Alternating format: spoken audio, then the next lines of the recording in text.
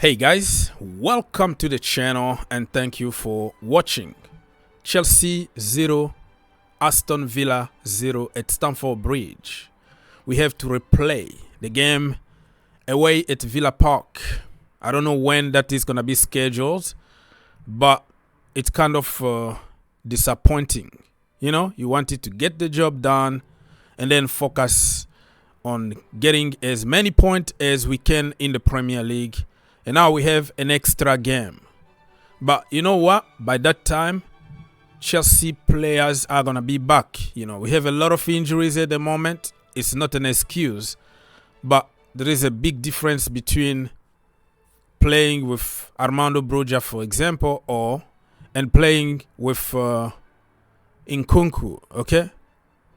Or when you have Reece James, Malo Gusto, is completely different ball game. Anyways, I don't want to continue giving excuses. Like I said, this video is about my talking point / player ratings. So let's go.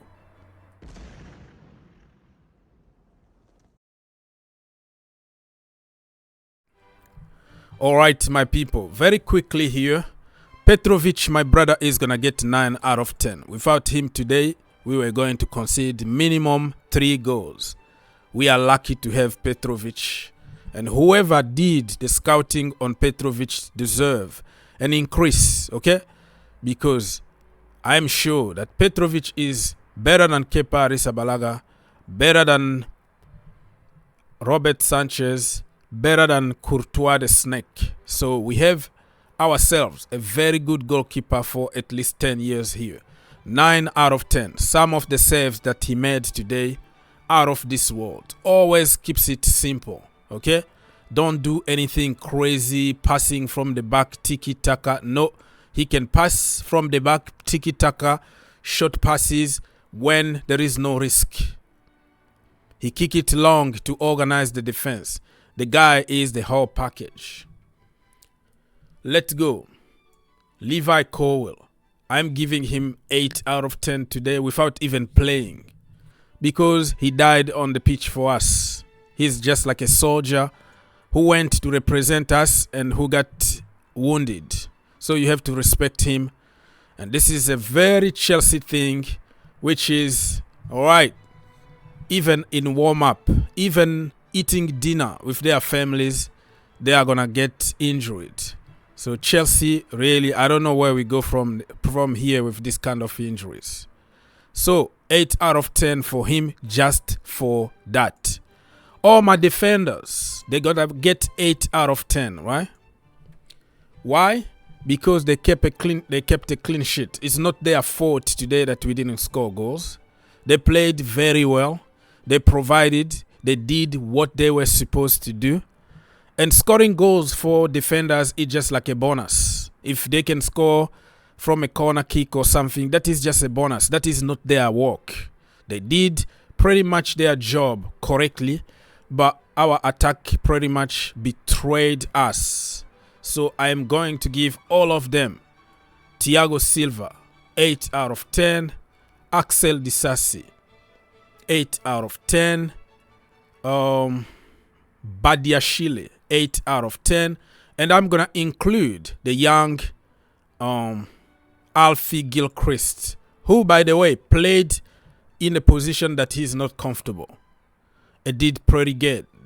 Pretty good. Because he played, at some point he played safely. Very safe. But you don't want to be responsible for conceding a goal for a young player. He was playing safe, but defensively very, very solid. So I'm happy for the boy, and sky is the limit. Now that he can play from the right-hand side as a right back, in the left-hand side as a left back, he can also play in the midfield and is in the center back. Very versatile. Even though I don't want to really this to happen often, because Chelsea Academy product are victim of their versatility. They work so hard that every manager tried to use them just to get a result and not really develop them where they feel more comfortable. If that makes sense. Mount was victim of the same thing. Playing as a winger all the time, playing as a number 6 or number 10 or number 9, whatever the manager wants him to play. And that is affecting your overall growth because you are not good at anything. You are pretty much okay at every single position. If that makes sense? The same thing is happening with Gallagher now. And people will say, oh, he only runs. This is exactly what the manager is asking him to do. If a manager can find one position and develop you from that position, that is another ball game. But it doesn't count. What counts is copy-paste narrative shortcut.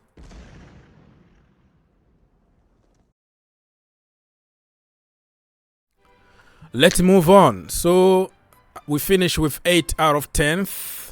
All right, Gilchrist and the companies.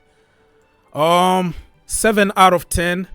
All my midfielders: Enzo Fernandez, Conor Gallagher, and Moises Caicedo. I'm expecting a little bit more from them. You know, when the game is complicated, when we don't score goals, I'm expecting also my midfielders to come up with a golazo from somewhere, a moment of brilliance, you know, shoot, you know, top bin, top corner, do something. When you cost 115 million, 120 million, we expect those moments from you. Moises Caicedo and Enzo Fernandez need to learn how to shoot. And also Conor Gallagher needs also to be selfish sometimes. Try. He used to shoot in the academy days or at Crystal Palace. That's why he used to score like golazos from somewhere. Practice, brother. Sometimes just be selfish. Gun the goalkeeper down. Score a golazo and move to the next game. Mauricio Pochettino is going to get 7 out of 10. I don't see what he could have done better in the first half, even though I wanted him to play Armando Broja from the get-go. Remember? So this was like my starting 11 in my preview video, because you don't realize how a target man is important in the team until you start really paying attention to the game.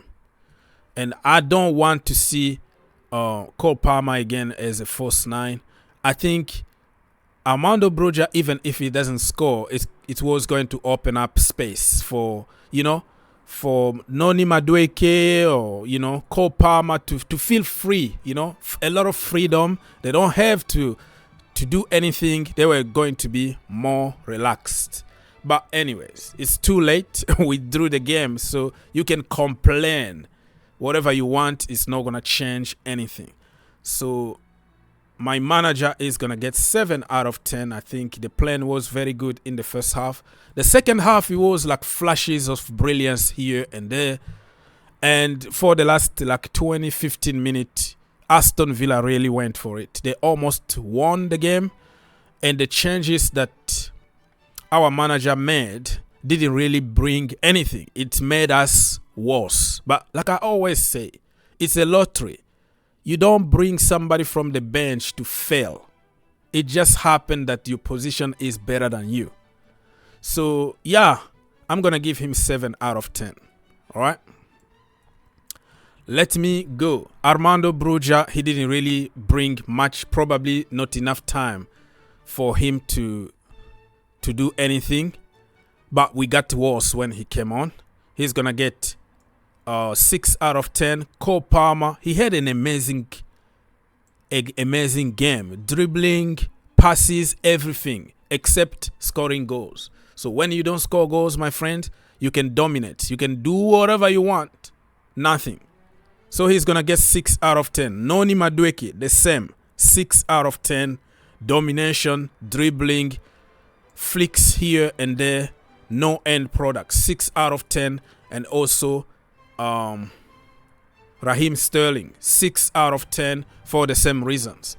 He can be a very frustrated very frustrating player ever. Like, instead of passing the ball one time, he's going to take extra touch and try to dribble past people straight to their legs. I'm sick and tired of talking about him, but he can give you a great game of football today, and for the next 5 games, he becomes the normal Raheem Sterling that we know. So all of them are going to get 6 out of 10 from me. Yeah, I was so disappointed with my final third. That's why all of them, no matter how good they were, because they didn't score goals, they're going to get 6 out of 10. Nobody is going to remember how good you played football, my friend. Just score goals. I'm going to give Mikhailo Mudryk, doesn't look like fair. We didn't even concede. We didn't lose the game at the end of the day. I'm going to give him, yeah, let me just give him 6 out of 10. Nothing I can say about Mikhailo Mudryk. Didn't really play the way I expected. And also Chile, he came on and he didn't do anything, really. Or I'm going to have to watch the game again and understand from a different perspective. But what I was expecting from Chile was, you know, more penetration, more crosses, and more goal threat. Anyways, leave your comment and let's keep the conversation going.